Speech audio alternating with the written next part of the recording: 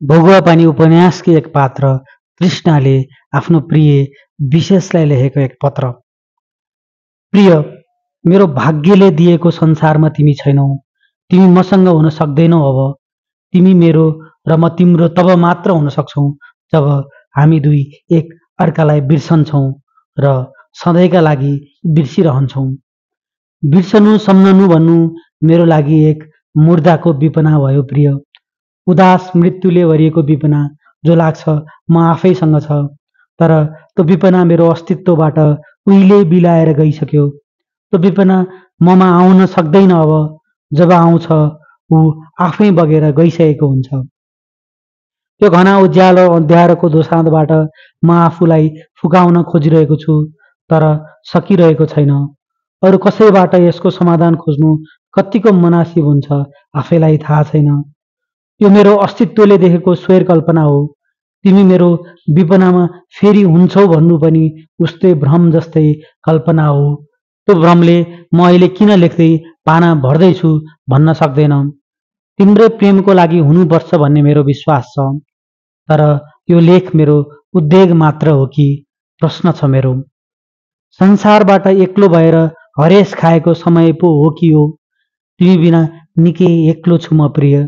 कुनै एक मानिसको अभावले कुनै एक मानिसलाई कतिको प्रभाव पार्दो रहेछ। म बुझिरहेको छु प्रिय तिम्रो अभाव। कहिले आफू हुनु मात्र पनि आफ्ना प्याराहरूको जीवनमा कतिको दुर्गमी प्रभाव पार्दो रहेछ म बुझिरहेको छु। आज तिम्रो साथ पाएको भए के न गर्थे भन्ने सोच पनि हो कि पक्कै फरक हुने थिएँ म।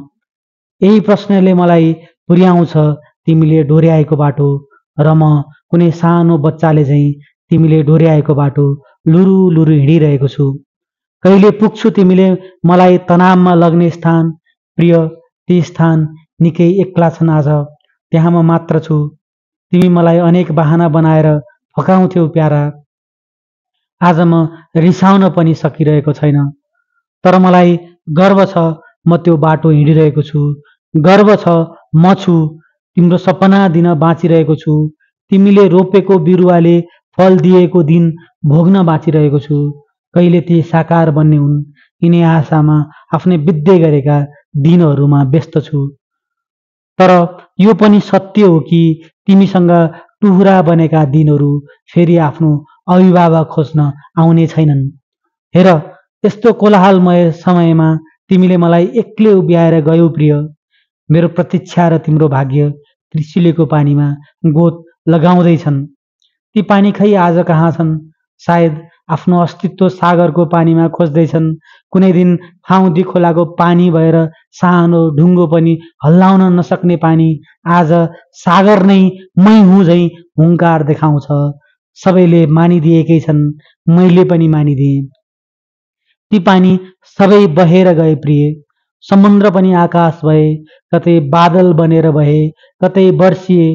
तर म भने झैँ तिमीलाई उही फाउदीमा खोजिरहे प्रिय।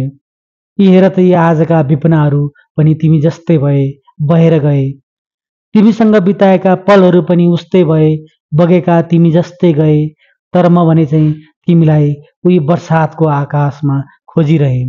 तर म भने चाहिँ तिमीलाई उही बर्सातको आकाशमा खोजिरहे। तिमी पानीमा हरायौ, जहाँ भए पनि पानी नै भयो सायद। बिलाएका छौ हावा झैँ, तिमी सधैँ पानी नै हुनु। यस्तै सामान्य तिर्सना लिएकी तृष्णा हुँ म। कतै अस्तित्वको गर्भमा लुकेको कतै विशेष छौ तिमी। तिमी बढेका छौ, हाँगा हालेका छौ, अर्को नयाँ पालुवाहरूलाई घाम दिएका छौ अनि आफू अन्त भएका छौ। विशेष त छौ या बन्दैछौ थियो। तिमी घामले बनाएको कालो अनुहारमा गोरो नाम लिएर बाँचेका थियौ। तर जाँदा जाँदै पनि तिम्रा विपनाहरू सजिएका छन्। तिमी फेरि जन्मेका छौ ममा, हाम्रो सन्तानमा, तिमीले दिएका सपनामा। उही तिम्री प्यारी तृष्णा।